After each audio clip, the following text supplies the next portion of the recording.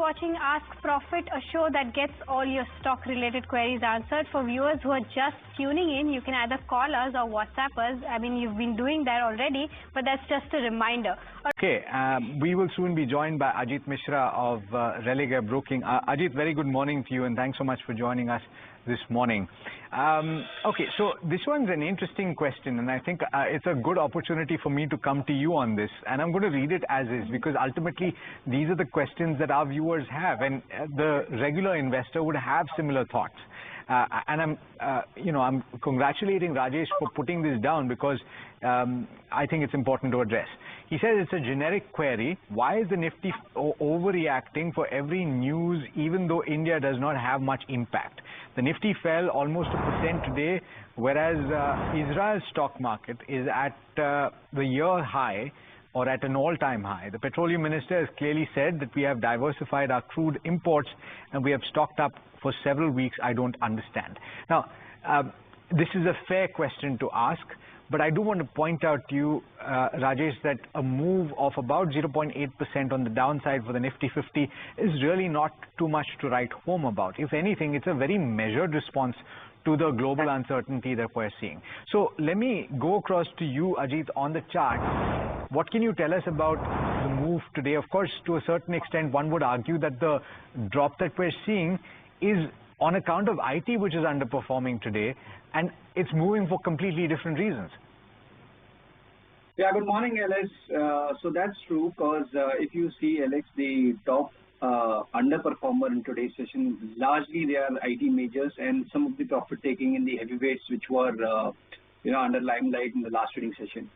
But Alex, one important thing that I would like to highlight is that this is something not new with we are observing from last 5 weeks.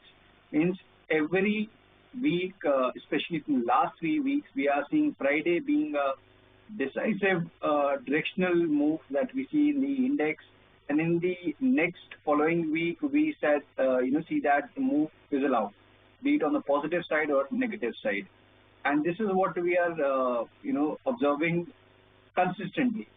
So at the same time, what you have rightly mentioned is that yes, today is largely due to IT, and we are still holding up the short-term average. So broadly, if you see, the texture has not changed even after this decline, and the closing is going to be important. So let's say if we manage to close around 25,000 mark, I would rather see this as a very positive close for the market, and probably this week we can see a breakout also about 25,200, which could help the index to inch toward further highs. So texture looks positive. One should not get carried away with what we are seeing, a global noise and everything. 24,700 when it comes to the Nifty should be your key support.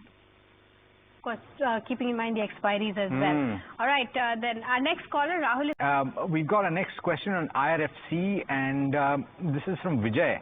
I'm not sure where he's tuning in from, but he's bought at levels of 182, and he's got significant quantity, 2,000 shares that he's bought. The stock is currently trading below his buy price at 135, and he's losing about £1 lakh, and so he's wondering what to do on the charts. He's got a near-term view. Ajit, on the charts, what's the view on IRFC? So Alex, he bought it very high levels, maybe close to around August last year, something that he made those purchases. And though we were seeing some bit of a buying interest emerging in the railway counters, the lower levels in the last couple of weeks, IRFC is not participating in similar quantum. So it's going to be a very gradual journey for IRFC. And the first hurdle exists around 150-55 marks. So in case if his view is very short term, I would recommend him to maintain a strict stop at 125, because below that again the bias would turn from recovery to negative, and upside around 155-160 he should review his position. Okay, all right, so that's the view on IRFC. Unfortunately, buying at high levels, you'll have to widen your time horizon or book losses. Those are the two options that you have available for you. We've got our next caller. Venkat is calling us from Bengaluru. Very good morning, Venkat. How can we help you today? Good morning, sir, and thank you all who are in the panel for your clarifications. So I have a question on Idea Forge. Okay. I'm holding 91 shares at 479. All right. Looking at the recent move upwards, so I just want to add some more quantities. And looking at the revenues, I see at the moment for the defense, it is around 5 to 6% only it is contributing. All of a sudden, it came to the picture and it rallied. So now I want to add it some more shares as it is fallen from around 1,200 to 1,300 rupees. So do we still have the margin of upwards? Can we average it here, or it is okay to hold at the moment whatever I have? Okay. I just want one clarification, Venkat. How long do you intend to hold this for? I bought it around 6 months before. Okay. So I'm thinking one more 6 months. So for the short term, 1 year I have taken it actually. Understood. Okay. So Ajit, I'll come back to you on the charts. This is a stock, as he pointed out, that has gained quite considerably. In fact, in trade today as well, it is up 10%. And so therefore the question is, and I think other panelists, other experts have pointed out that it's better to average on the upside as opposed to on the downside. I don't know what your opinion on this is. Is this that moment for him to deploy? So Alex, it's always recommended that you average your profits, or means you rather build on your existing profitable position instead of loss making. So that's always a good strategy, especially if it's a trading position. But since his view is 1 year, 6 months, he bought it at very decent levels. Now the stock has moved up very sharply. We are very close to the resistance, so I would not recommend him to add at current levels. So of course 690, 700. Means 10% is the upside. Downside, again, we have the risk that in case market corrects and the stock also witnesses some profit taking, because the move was almost vertical from 350 to 630, in last 5-6 weeks. So probably in case if he gets any dip around 600, 550 zone again, that's a good buy, or a breakout above 700. In that case, we can see next level of the momentum, which could help the stock to inch toward 900 plus level. Okay, so that's a comprehensive view on Idea Forge. The stock is buzzing, as is the rest of the defense pack. By the way, it's the one sector or index that is doing particularly well. It starts at 11:30. All right, the next question we're taking is on Orient Green. And this is now Shonilal, who's writing in from Kerala. He's bought a very significant quantity at a price of 20 rupees per share. And this is why you need to be very wary of the stocks that you invest in. He's got, right now he's holding 5,000 shares at a price of 13.29. So the question is for you, Ajit. I'm not sure if there is a fundamental view on this sort of. I'm just checking with you. Do you have a fundamental view, Orient Green? No. Okay, so I guessed as much, which is why, Ajit, what is the strategy now? Should he book losses? So Alex, is a very volatile stock. Since listing, I've been seeing the stock, oscillating sharply, in a very volatile range. And currently, also after the failed attempt of securing its long-term averages, the stock is drifting lower with hardly any volume. So that clearly shows an underperformance. So it's good idea. Definitely, you should book losses and avoid such stocks in future. All right, avoid the stocks in future is the view coming in on Orient Green from Ajit Mishra. All right, our next caller, Shankar, is calling in from Kolkata. So this is actually a follow-up. Vijay is writing in from the United Kingdom, and he's woken up bright and early to tune into this show. He has bought based on another panelist's recommendation, KFinTech. Rather, he sold KFinTech 50 shares, and he's holding 50 more. He's asking whether it has reached its short-term potential, and should he sell, or is there more upside available in the short term? The stock is up 4% or thereabouts in trade today as well. So Ajit, the question is for you on the charts. Should he book out right now? So Alex, in my opinion, he should definitely hold, because the texture looks positive. Means after this sharp decline from 1600 to 700, in the last 4-5 months, the stock has formed a strong base while holding above its major averages. And off late, in fact, has completed a fresh buying pivot. In fact, he can add more if he's planning to hold this stock at least for a month or two, with the stop loss at 1200 and potential target of 1550, 1600. To hold or even add more at the levels that Ajit mentioned. All right. Now, next caller, Murli is calling in from Bengaluru.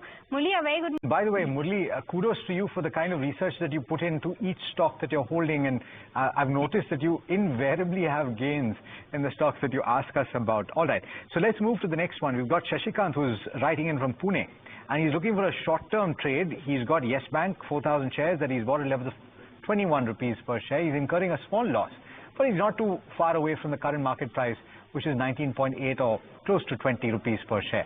On the charts, let me go to you on this one, Ajit. What is the potential upside here? So, Alex, in my opinion, though we may see some rebound due to the oversold position in Yes Bank, maybe close to around 20.50. But instead of waiting for this rebound, the ideal approach is to shift to the counters which are outperforming within the sector. So Kotak and Axis is something that if the view is short term, we can definitely switch even at current levels. And in case if you wish to continue with Yes Bank, then 19 should be strict stop loss. Which is not too far away. All right, so point well made. And I think this is a consensus view both on the technicals as well as on the fundamentals. Opt for the slightly larger, more established players in the banking and financial space. We've got a next caller, Arvind from Chennai. Arvind, very good morning to you. How can we help you today? Hi, good morning to you all. I am looking to invest about 1,000 shares in either Vedant Fashions or on Route Mobile. Okay. And I'm looking for a time period of around 6 months to a year. Okay. Would like to know which one would be a better bet. Got it. All right. Since you've established, is there any rationale that you have for selecting these two companies? I've seen both these stocks correcting without any major negative reviews in terms of their overall their financials or fundamentals, etc. Right. Got it. I got your question. So, Ajit, let me come back to you on the charts. Vedant Fashion and Route Mobile are the two counters that he's identified. 1,000 shares of either. Which would be the better bet?